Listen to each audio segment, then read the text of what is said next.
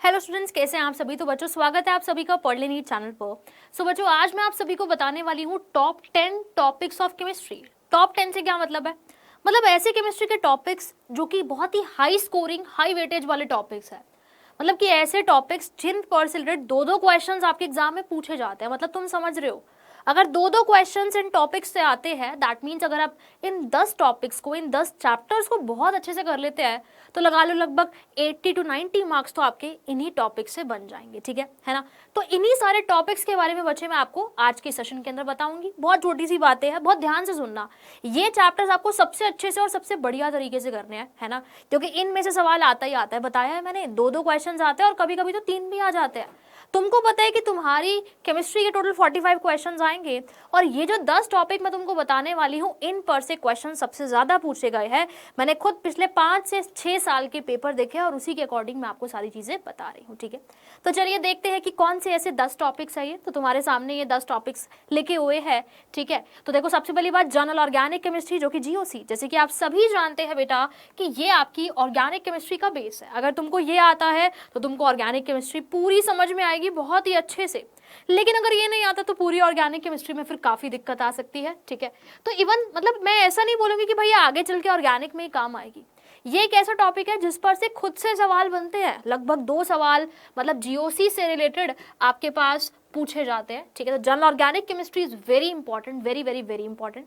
Number 2 is बेटा chemical bonding. Inorganic chemistry की जो क्या बोलते हैं नींव है, that is our chemical bonding. Chemical bonding भी बहुत इंपॉर्टेंट है और इस पर से क्वेश्चन आते ही आते हैं। Very important topic. ठीक है, नंबर 3 इज बेटा इलेक्ट्रोकेमिस्ट्री, है ना। ये दोनों आपके क्लास 11th के ही टॉपिक्स है। ठीक है, इलेक्ट्रोकेमिस्ट्री आपका क्लास 12th का टॉपिक है। काफी अच्छा चैप्टर है, काफी बढ़िया चैप्टर है फिजिकल केमिस्ट्री का, और जिस चैप्टर के अंदर सारी चीजें इंपॉर्टेंट है। मतलब इस चैप्टर में कुछ ऐसा नहीं है जो इंपॉर्टेंट ना हो या जिस पर सवाल ना पूछा गया हो। हर टॉपिक इस चैप्टर का बहुत इंपॉर्टेंट है और इस पर से काफी सवाल पूछे जाते हैं। नेक्स्ट इज बेटा थर्मोडायनेमिक्स। थर्मोडायनेमिक्स आपकी क्लास 11th का टॉपिक है। Again a very very very important topic.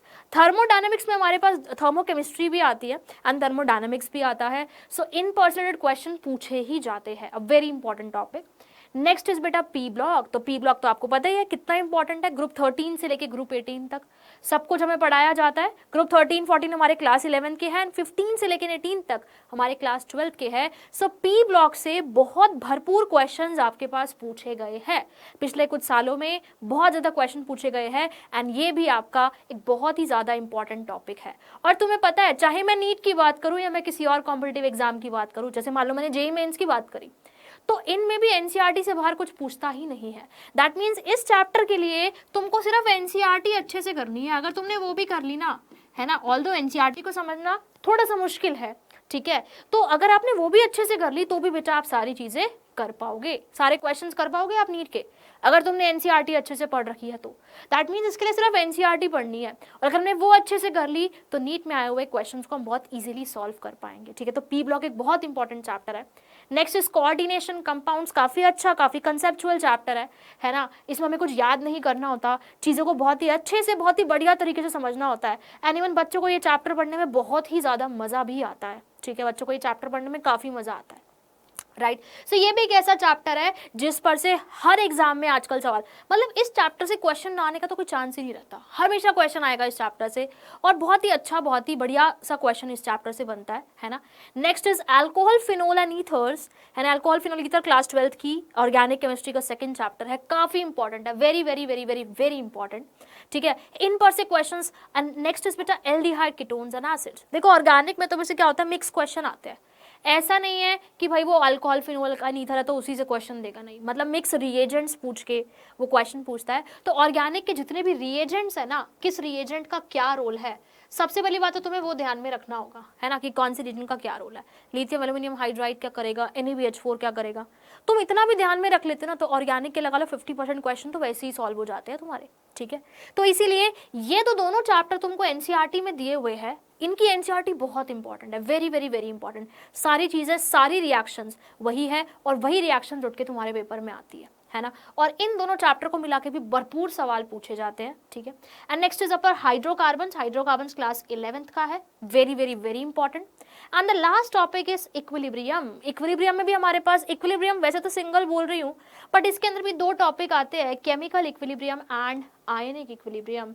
तो केमिकल इक्विलिब्रियम से अलग से क्वेश्चन बनता है एंड आयनिक इक्विलिब्रियम से अलग से क्वेश्चन बनता है, और ये भी very very very very very important topic है, ठीक है। तो ये जो 10 टॉपिक मैंने यहाँ पे लिखे हैं ना, चाहे आप नीट 2023 के लिए प्रिपेयर कर रहे हो, चाहे बेटा आप नीट 2024 के लिए प्रिपेयर कर रहे हो, अगर तुम इन 10 चैप्टर्स को अच्छे से कर लेते हो तो तुम समझ सकते हो कि भाई मेरे पास 100 नंबर तो इन्हीं में से आ जाएंगे, है ना। इन चैप्टर से रिलेटेड भरपूर क्वेश्चन आते हैं, है ना, मतलब लगा लो कि 20 क्वेश्चंस आपके पास यहाँ से बन सकते हैं, ठीक है ना। तो इन चैप्टर्स को आपको बहुत ही अच्छे से करना है ना, सारी चीज़ें इस चैप्टर की। और सबसे ज़्यादा इंपॉर्टेंट है भाई एनसीईआरटी, है ना, चाहे मैं पी ब्लॉक की बात ना करूँ अकेले, मैं इन सारे चैप्टर्स की बात करूँ तो एनसीईआरटी, उनके अंदर के इंटेक्स्ट क्वेश्चन, बैक एक्सरसाइज के क्वेश्चंस, सब बेटा आपके लिए बहुत ही ज़्यादा ज़रूरी है। And these are the chapter जिनकी वेटेज हर एग्जाम में बहुत ज़्यादा रही है, हर साल बहुत ज़्यादा रही है, ठीक है। तो इन चैप्टर्स को आपको सबसे अच्छे से करना है, ठीक है, सबसे अच्छे से इन चैप्टर्स के ऊपर आपको मेहनत करनी है, ठीक है, क्लियर है। तो बस यही छोटी सी चीज़ मैं आपको इस वीडियो के अंदर, इस सेशन के अंदर बताना चाहती थी कि कौन से 10 चैप्टर्स है जिनको आपको बिल्कुल भी नहीं छोड़ना, मतलब सोचना भी मत इनको छोड़ने के बारे में, ठीक है, सोचना भी पाप है ऐसे लगा लो, ठीक है। तो इन 10 चैप्टर्स को बेटा आपको बहुत ही अच्छे से करना है, ठीक है, और जितनी प्रैक्टिस हो सकती है कर लेना। 2-2 क्वेश्चन इन चैप्टर से पूछ जाते हैं, 2 से ज़्यादा भी आ जाते हैं इवन कभी कभी, है ना, समझ रहे हो ना, ठीक है। चलिए, तो आई होप बच्चे आपको ये सेशन अच्छा लगा होगा। इसके अलावा आपके माइंड में कोई क्वेरी आती है, कोई डाउट आता है तो आप मुझसे पूछ सकते हैं, ठीक है, क्लियर है। चलिए, तो मिलेंगे बच्चों हम लोग नेक्स्ट सेशन में। Thank you very much.